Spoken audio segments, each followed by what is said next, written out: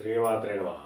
హస్త సాముద్రికంలో మనం హస్తాన్ని పరిశీలించినట్టయితే ఈ చిటికెన వేలు ఈ రెండో వేలు యొక్క కనుపుకి సమానంగా కానీ కిందకి కానీ ఉన్నట్టయితే వాళ్ళు తెలివైనటువంటి వ్యక్తులుగా, అలాగే ప్రతి విషయాన్ని కూడా లోతుగా ఆలోచించే వ్యక్తులుగా మనం వాళ్ళ పరిగణలోకి తీసుకోవాలి.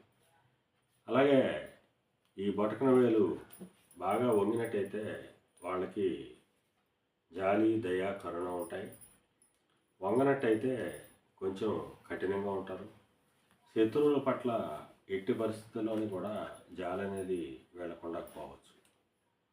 అలాగే మాట్లాడేటప్పుడు ఎవరైనా చూపుడు వేలుతో మాట్లాడుతున్నట్టయితే వాళ్ళు ఎక్కువగా అధికారాన్ని కోరుకుంటున్నట్టుగా మనం భావించాలి.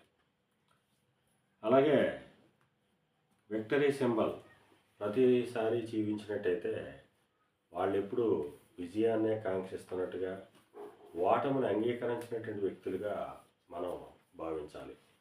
శ్రీమాత్రే నమః.